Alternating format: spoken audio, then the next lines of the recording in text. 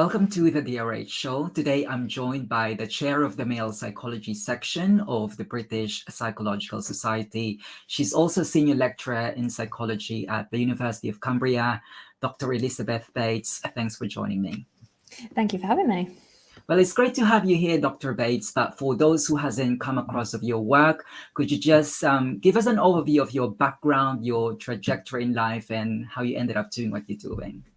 Of course. So I did my psychology degree at the University of Central Lancashire, and I remember choosing to do psychology because I didn't really know what I wanted to do, but I was told it was a really good degree to do for people that weren't sure because it's got lots of really good skills. So I had embarked on that and then just loved it, just loved everything about psychology.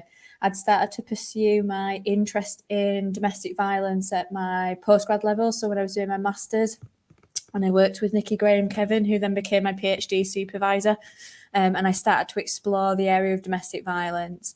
I remember very, very clearly the moment at which I became interested in it, which was in a lecture that she was delivering in the third year of my undergrad about the psychology of violent behaviour. And so she was talking about women's violence, and it was something that I just hadn't considered before in terms of women being violent in the home and men being victims. So it really sparked an interest for me there. And then I just started with my master's and then into my PhD, exploring the predictors of domestic violence, men's and women's perpetration. And then after I got my doctorate, I started to focus more on exploring male victims and their experiences. So I've done quite a bit of work really since I finished my doctorate around looking at men's experiences, their barriers to help seeking, the way in which it impacts on their health and their well-being as well. Well, you ultimately found your way for someone who's not really sure what they should do to begin with. But anyway, psychology is really like that. I can personally attest to that because I've done psychology. I wasn't really sure what I was going to do. But anyway, I enjoyed it. But fast forward, you're now one of the go-to experts when it comes to intimate partner violence or IPV. But what would you say are the biggest misconceptions with intimate partner violence or domestic violence in general? Some of the biggest misperceptions, I think, there's a couple that come to mind. So one would be that it is always a male perpetrator and a female victim. I think that that's a really common misperception and one that I've hopefully tried to sort of spend a bit of time overcoming with the work that I've done with male victims. The idea that it is always a man perpetrating and a woman being a victim dismisses the idea that men can be victims of women's violence, but also that this violence occurs within the LGBTQ plus community as well. So that is one of the biggest misperceptions, that stereotype still, that it is always a man as a perpetrator and a woman as a victim. One of the other misperceptions I think there is that it is always physical violence. So the idea that actually domestic violence, and the use of the word violence, I think as well, means that it's always linked with the idea of it being physical violence and aggression, whereas actually there are a range of different types of abuse that can occur in a relationship, including things like coercive control and emotional and psychological abuse, which are non-physical forms but are as damaging and actually are known to have longer lasting and greater or more adverse impacts as well on victims. Now, Dr. Bates, for those who are following this area of research, or for those who are passionate about this, they would realize that there's actually a link between feminism and IPV, or intimate partner violence. But what would you say is the link? How did feminism contribute to the discussion within IPV? Feminism really contributed in an important way to the discussion about intimate partner violence. Pre-1970s, it was something that wasn't really talked about. The idea of domestic violence and partner violence was something that happened in the home, and the value of the privacy of the home was valued more than the people and the safety of the people in it. And that's what Don Dutton, who's a Canadian psychologist, calls the age of denial. And so from the 70s, and when the women's liberation movement took up this issue of violence against women and fighting against violence against women as one of the many issues that it was fighting for at the time, it brought words like domestic violence and domestic abuse into the public narrative. So it did a huge amount in terms of actually generating that discussion and really raising awareness. So it's got a huge amount there in terms of credit. I suppose one of the issues that came from that is because of the focus of it being from the women's movement. It was very much focused on men's violence towards women, and so men as perpetrators and women as victims. And as a consequence of that, a lot of the a lot of the theoretical and research-based models that started out of that have had gender as a focus, and so it's focused on domestic violence occurring as a consequence of gender inequality and patriarchy and men's attempts to control and dominate women. And whilst that is the case for some men who are abusive to some women, it's actually really not the biggest sort of factor that is playing a part in domestic violence. We know now from the research that a range of risk factors, a range of sort of other experiences that can predict engagement in domestic violence, including things like adverse childhood experiences and childhood trauma. So there are a lot of other factors that play a part that theory and that model doesn't really account for, as well as obviously including the idea that actually men can be victims and that it can occur within same-sex relationships as well. So the movement in and of itself was really, really influential in terms of us starting to have this conversation now about domestic violence. But some of the models that came from it are a little bit damaging in terms of, you know, the stereotypes that exist and in terms of the focus that has been on domestic violence within the research and again on that gendered issue. And I suppose one of the lapses of feminism is it doesn't take into account coercive control. So how does this notion of coercive control relates to IPV? Well, some of those gendered models will really focus on the fact that men use control towards women. And again, that this control originates in patriarchy and in the fact that there's male privilege and gender inequality.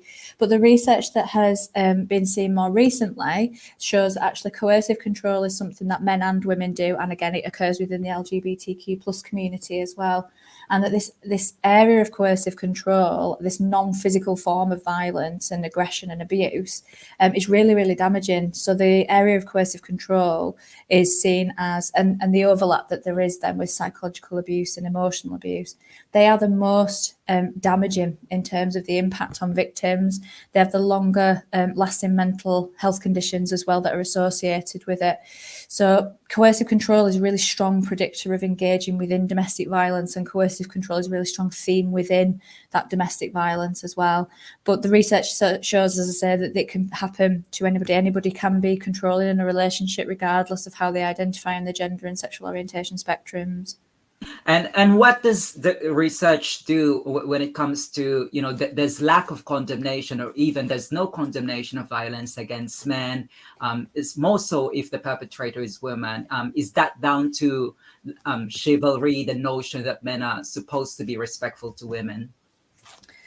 The lack of condemnation sometimes of women's violence and men's victimisation, I think originates in a range of different issues, including the stereotype that men are perpetrators and women are victims, but also the idea of how we talk about men's victimisation in the media and on TV. So it's still massively used as a tool of humour in a lot of different shows that you'll see, and there's a number of different instances of that.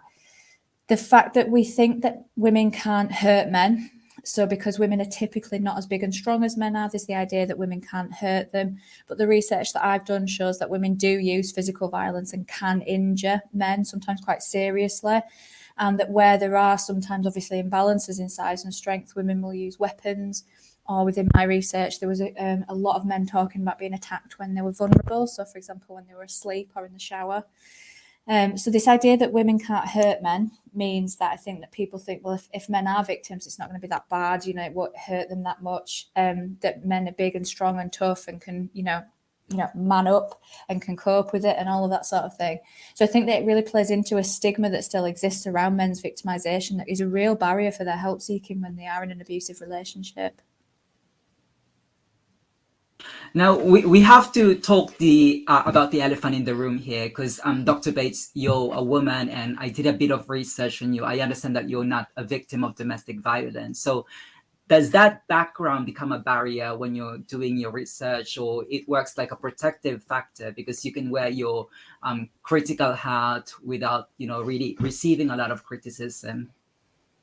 That's a really good question. Yeah, I do identify as a woman, and I haven't luckily ever been a victim of domestic violence. So it does place me, I'm asked quite a lot about what brought me to this area, and I'm very open about the fact I haven't been a victim, and that my area, that, you know, the interests are in the area started as a purely academic one, and then moved towards something more about tackling the injustice that there is out there for men in terms of hoping that they get the same access to help and resources.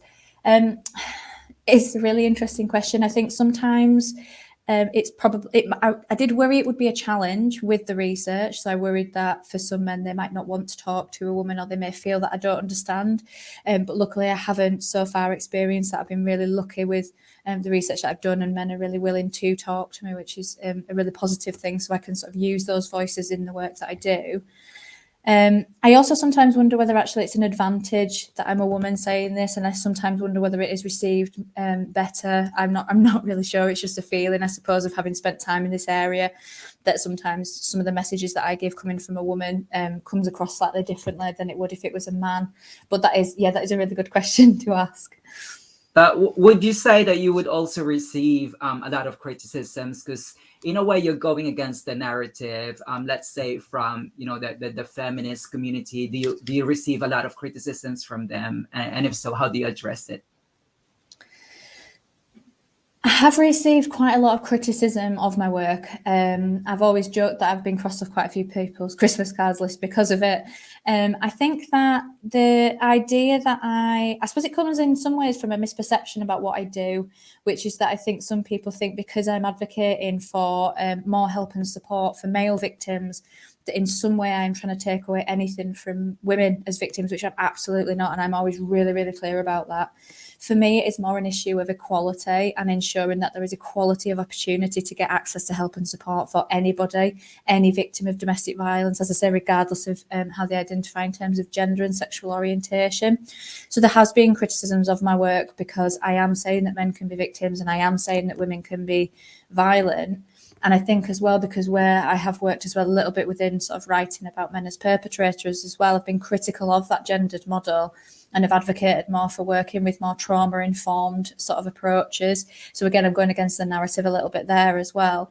But for me, it's about evidence-informed practice, and where we have a good body of evidence now that is saying what is and isn't working, we need to follow that, and we need to do that to make sure that we are providing help for both perpetrators and victims, and obviously children within homes where there's violence.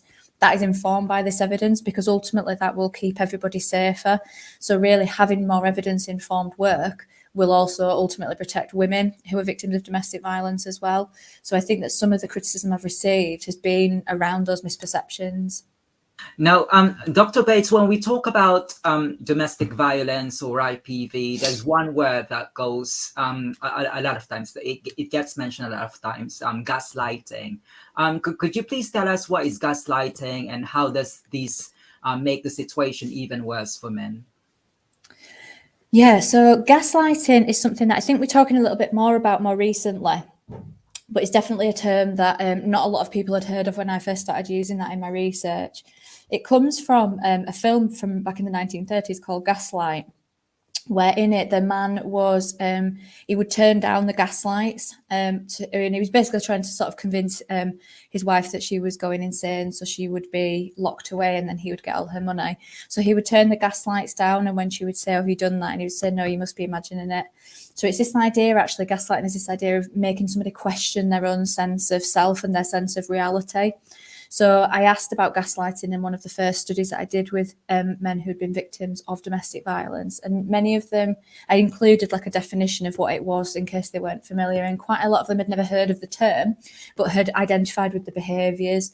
So there were a number of times where men were talking about being questioning their memory, being sort of some of the things that were done and said, and the coercive control that was used had led them to question whether they were remembering things correctly, question their sense of reality, question if they were going a bit mad. So a lot of these things have come out in this data, and ultimately gaslighting is another mechanism of coercive control, whereby women and men and anybody, you know, can use this as a tool within these sorts of relationships, that is ultimately about undermining that victim's sense of self and making them vulnerable. Absolutely. And what would you say are the red flags in a relationship, especially for men who might be experiencing IPV? That's a really good question. And I think that there are a lot of behaviours that you would see for men and women and any victim in any abusive relationship. For me, one of the things that my go-to would be around the idea of if something is starting to make you feel anxious about going home. So one of the things is where we talk about relationship influence. So coercive control is obviously at the extreme end of exerting control within a relationship. But when you are in a relationship and you're interdependent in that way, there is an element of relationship influence that I would say is normal. So there's an element of, asking where your partner is or what time they're coming home, that sort of thing. But it's where that becomes a pattern of behaviour that ultimately is starting to negatively impact on your life as a victim in that way. So if you're frightened of going home, or you find yourself feeling anxious and frightened about what you're doing and what your partner will think about it and what they're going to say, then for me, that's a red flag that it's moved into a territory that is, starting to become something unhealthy. Absolutely. And I suppose that applies to, whether it's same-sex relationship or different sex relationship. Now, I was just wondering if you've done any research with older men, because there's also this misconception, I suppose, that domestic violence only happens to younger men. That's a really good question. And just to touch on what you've just said there, actually, that about that can absolutely occur within same-sex relationships. It can occur within any intimate relationship. And I think that there are so many more similarities than differences in terms of looking at the different victim groups, so across gender and sexual orientation. There are so many more similarities than differences.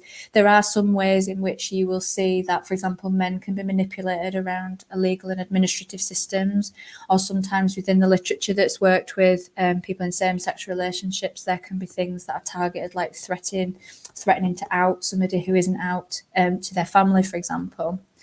But yeah, there are more similarities. To sort of come to then your question about older men, absolutely. So there's a perception, I think, that or I suppose, I don't know if it's fair to say that sometimes I think older men and older women as well have been almost forgotten about within some of the research literature.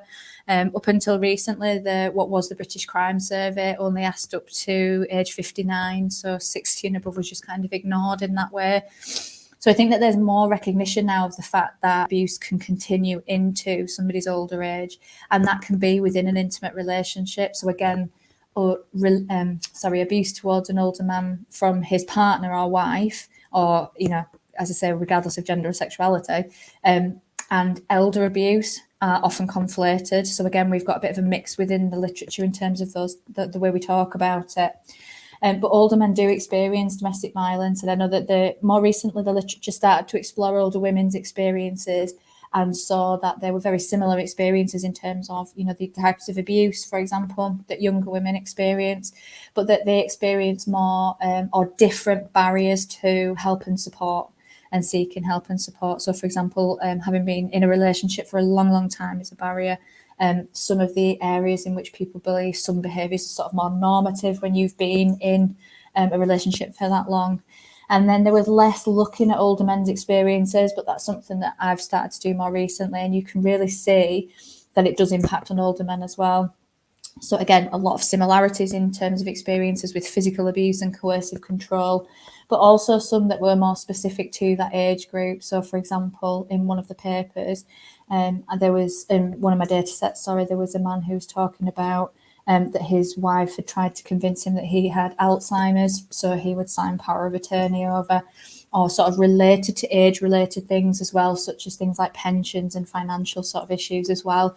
So it definitely does happen to older men. And as I say, again, there are more similarities than differences, but then there are sort of almost group-specific areas as well of abuse. So like, for example, with older men there.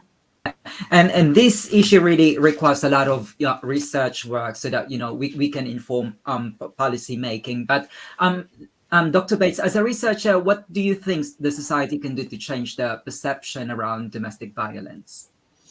I think we need to really explicitly challenge still some of the gender stereotypes that exist, because I think that can underpin quite a lot of the perceptions that we've got. So this idea that where boys grow up having to be big and tough, and expressions like "don't cry like a girl" or "man up" or all these horrible expressions that go around can really leave men, for example, in feeling that they have to cope with some of these experiences on their own. So again, then plays into the stereotype where we think that men can't be victims, that they can only be perpetrators. So for me, I think explicitly challenge the stereotypes around gender and around domestic violence. I think we'll start to have that conversation about that. I've worked in this area now for, oh my God, frighteningly over 10 years, working with male victims. And I've seen a shift. I've definitely seen a shift in terms of awareness. I've seen a shift in terms of how we talk about it. Not in every area. And as I say, there's still the fact that men's victimisation is used as a tool of humour on TV and stuff too much. But I think that more people are recognising men can be victims. More organisations are including men within their campaigns and stuff. And like it's seen more on TV in like the soaps and stuff in terms of storylines. So I think that there has been some progress there.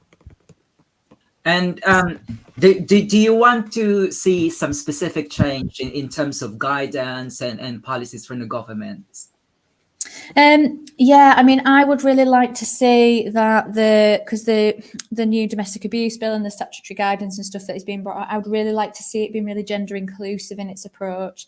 So not ignoring gender, because we can't do that, but I think rather than so I'm not advocating for gender neutrality in that way, because as I say, you can't really ignore that in a society that is still so heavily influenced by gender. But it needs to be gender inclusive in terms of the approach that we take. So ensuring that we are treating victims as victims in the same way, regardless of their gender or sexual orientation, to ensure that they still have the same access to help and support. And what would you say are some of the exciting trends and latest research in domestic violence or even male psychology in general?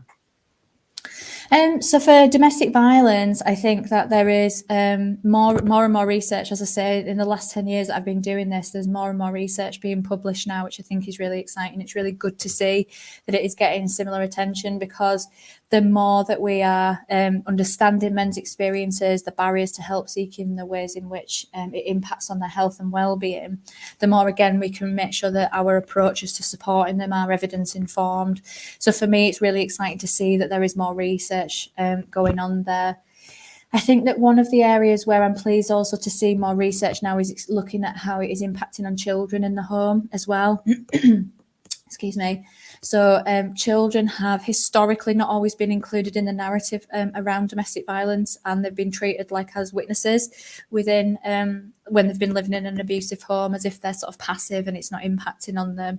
Whereas now we've started to see more work that is treating them and talking about them as victims in their own right, which is again then a gateway into being able to hopefully get access to help and support there.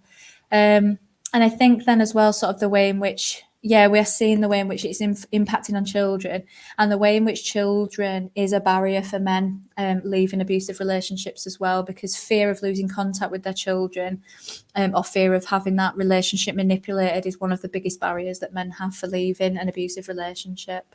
Absolutely. And like what you've said, there are really a lot of things that we need to do, not just as researchers, even for just, people working within the government to kind of like, address these issues within domestic violence and intimate partner violence. Now, Dr. Bates, some of the people who might be listening to this or watching this, they might be encouraged to follow your footsteps and work within male psychology or domestic partner violence. But what would you say the best resources, being you're the chair of the male psychology section, what would you say the best resources for male psychology?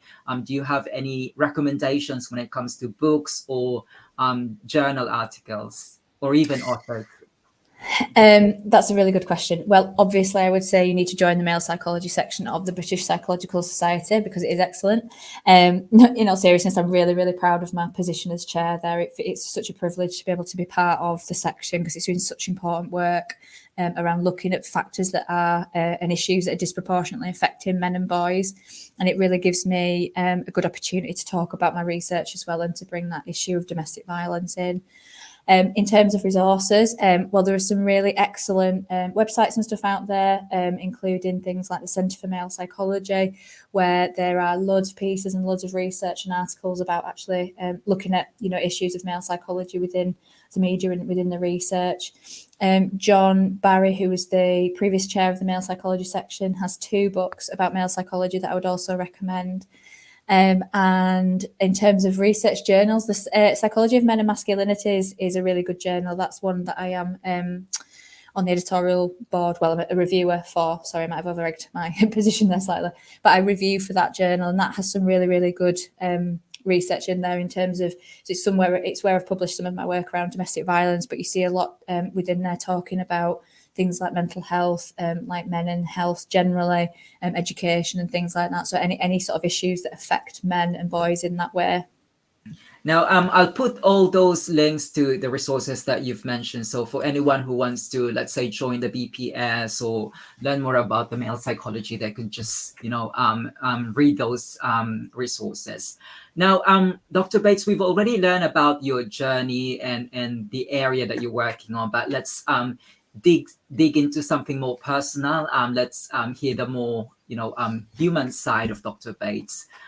You mentioned that you've been working in this field for quite some time now, for a decade. But what would you say are the highlights of your career so far?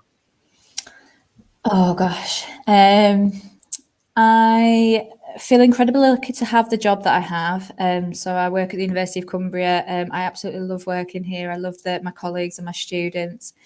So there are a number of highlights, of my job in that sense. I suppose a couple of in relation to my research and to my position within the wider field, like that. Being elected chair of the section was a really, really proud moment. I feel so privileged to be able to be part of that.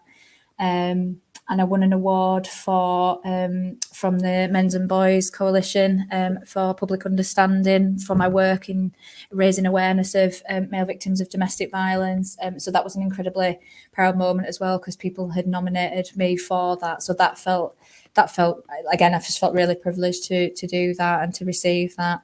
I think that there's just any time that, I suppose any time. Do you know what? If I was really honest, then if I was to be really honest, actually, sometimes it's when men have emailed me as well. So I've had male victims who have emailed me and said that they've seen something that I've written, or they've seen my name and that I've talked about something, and that they have felt like they weren't on their own, and that they hadn't realised that they weren't on their own, and how powerful it had been to see somebody writing about the fact that this happens to a lot of men. So for me, that's also something I feel very proud of, because that's who I ultimately want to impact. I want to be able to help men who are in these relationships, help them have overcome barriers to leaving, getting access to the help and support. So I would say some sort of professional elements, but for me, on a personal level, that's what makes me feel proudest, I think. Yeah, absolutely. I think when you're able to connect and make an impact to the recipients of your work, that really is a delight as a researcher, not just as a researcher, even just as a human being. Now, Dr. Bates, what's the biggest learning since you started, be it as a researcher or now as a chair of the male psychology section of the BPS? Ooh. The probably 2 biggest learnings for me. One would be the narrative in the area of anything that impacts on men. So, for example, male victims of domestic violence, or where you are looking at male psychology. There are so many myths and misconceptions about it that I don't think I realised at the time how much sort of work would be in terms of challenging those. And I think it's really important to challenge them, because, again, going back to the conversation before, where actually there are so many stereotypes that need explicitly challenging to help us overcome them and to sort of tackle those so we can move forward in the area. So that would be one of them. And I suppose I hadn't anticipated in some respects how powerful the data that I've gathered and the men that I've spoken to would be, which I feel like ridiculous in saying that now. But it has impacted me so much when I've listened to men's stories, and they have shared. It's been so incredibly powerful what they have shared with me. And again, I just feel so privileged that they have shared that with me. So I think that was, again, one of the really, really impactful moments of my career as well. Absolutely. Now, you mentioned earlier your supervisors during the introduction, but other than them, is there a particular individual or a piece of work which has the greatest influence in how you do things? Oh gosh. Well, I suppose there are a few. I couldn't narrow it down to one, so I might just mention a couple. There is Nikki Graham, Kevin, and John Archer, who were my PhD supervisors, and who were so incredibly impactful in the journey to doing my PhD, as well as, you know, doing it and then beyond, and the publishing of my work and things. I think that Mark at Mankind, so Mark Brooks, he's been incredibly influential as well. I'm a trustee of the Mankind Initiative, which is a male victims charity here in the UK.